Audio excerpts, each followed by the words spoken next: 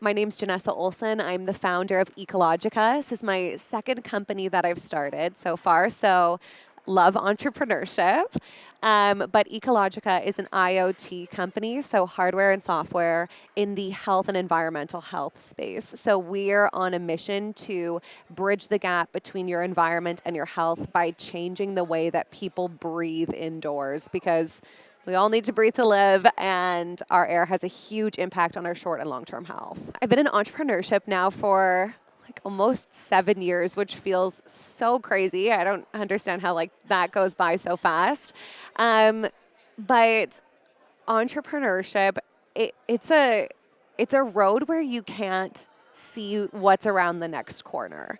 So when it comes to like lessons and things like that, it really is dependent on where you are on the road.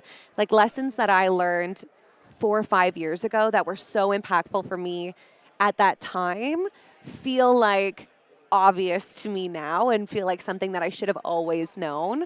But I learned a couple key things right out of the gate from the help of some amazing mentors. And one of the things that really, really stuck with me, the first piece of advice that I was ever given, was that your business can never be your baby, because then you'll never make the hard decisions. So I remember with my first company, I was so excited about it. I like nurtured this little company, wanted to protect it, all these things. And my mentor, there came a time where I had to share some more in-depth information, and I was very nervous to do so.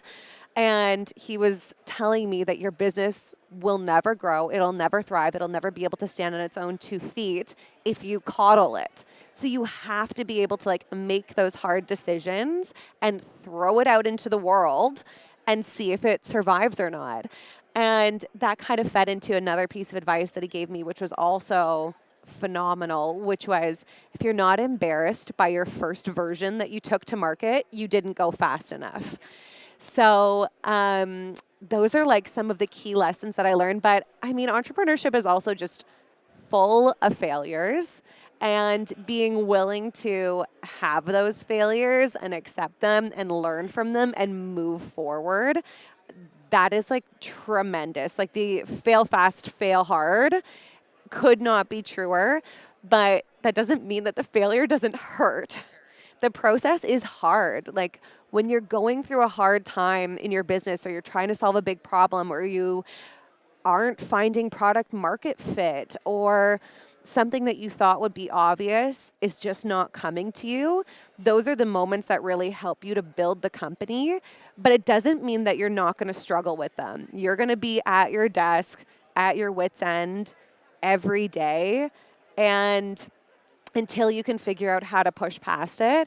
But it's having that resilience and will to do that. And I think a big part of that also comes with the people that you surround yourself with. I always like to be the least smart person in the room.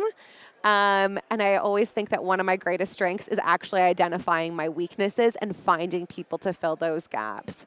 So talking to people, finding the right people, not assuming that you know basically anything is like it's a key to entrepreneurship, because you can't have an ego with a startup.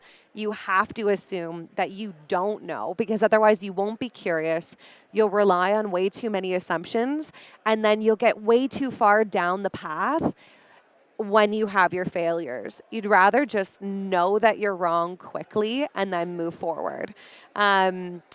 Yeah, those are some of the big things that have really stuck out to me in my journey. But we had been discussing some of those, initial failures and having the right people around you. With my first company that I started, I was brand new to entrepreneurship. So thankfully for my second company, I had some of the lessons of the first company to take with me. But we did all the things that, you learn in entrepreneurship boot camp, like talk to your customers, figure out who your initial customer persona is, doing all these things. But we based them on so many assumptions about what we wanted and the way that we wanted the company to run and who we thought our ideal customer would be, based on our personal experiences, but not based on like market validation of those personas. And so we went out, we asked a million leading questions that gave us the answers that we wanted. And then we built our software product. And we spent months on it. It was like tedious managing it, building it. And then we took it to market and nobody wanted it. We thought, we want to release this app. This is the way to go. All of our indicators would suggest that this is the format in which our customers want to consume this information. And then we take our app to market and everybody's like, well, I don't want an app. I will never use this app. I will never download this app. And we're like, oh my goodness, what have we just done? We spent all of our money on this and 6 months of our time, and now we're back to the drawing board. But it was such a tremendous lesson for a couple of reasons. One of them, you have to just ask the questions without bias and really set it up like a science experiment.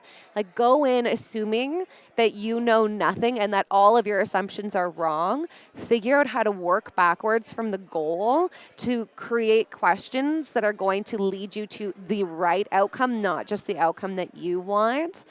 But also starting like scrappy or being really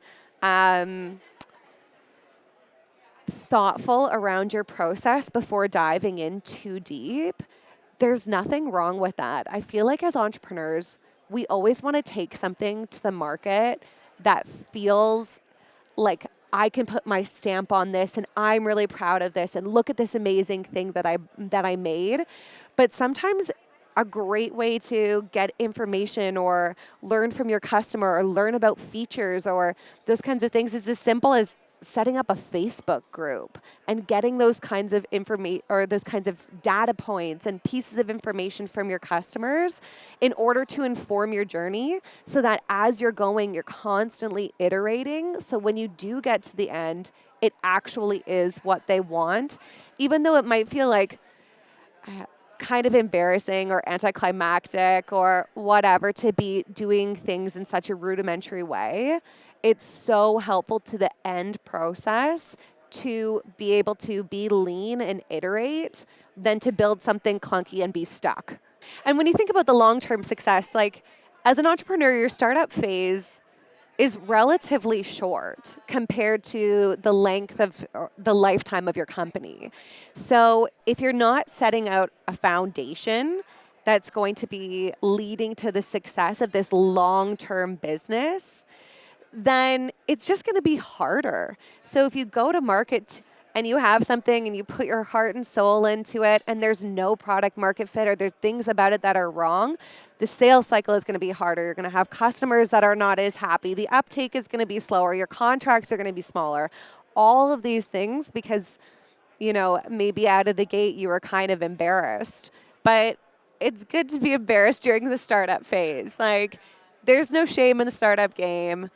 Just do what you have to do, think long term, and don't lose the sight of the goal, which is to grow an amazing big company that's going to move the dial on the things that really started you on your path in the first place. With my second company, the transition was massive. I was in software and logistics in my first business, and then I moved into IoT. So IoT has a hardware component, like you have physical products that you have to interact with. There's maintenance on them. There are supply chain issues and all of these kinds of things that I had no idea about whatsoever. But also one of the things that I found that was very surprising about moving into a new industry is that the needs of clients and the way that they think are completely different, segment to segment, industry to industry. So as much as there are like foundational understandings of the way that a customer works that you can learn from, or I learned from my first startup, so much of it was new because it was all then theoretical. Everything that was applicable in my first business was no longer applicable in my second business. And I had the theoretical understanding, but you had to put it into practice from the ground up all over again. So that learning process was It's a curve. Like, it's challenging, but it's also really exciting to be in that phase again because you can get through it more quickly having done it once before. I am constantly in that situation where it's like the more I learn, the less I know, and the more I'm aware of the fact that I know very little. Like, in my field, I'm considered a subject matter expert, but I know very, very little. And there are always people that you can learn from and new things that you can learn. Like, one of the biggest things that has really helped my business, both of my companies went through several pivots along the way. And the biggest thing that I could have done and have made a point of doing is staying in touch with the market and the customers constantly. The market is changing all the time. My market had a massive regulation change at the end of July, and it completely turned our entire market on its head. So you have to stay super in touch with everything that's going on in order to ensure that, when you have your head down and working, you are moving in the right direction. It's like a river, and the current is constantly just slightly moving. And if you don't pay attention, you'll find yourself completely where you never intended to go. So yeah, the learning is constant. And I mean, thankfully, we've got so many resources and so many great people, but you have to be willing to do that work too.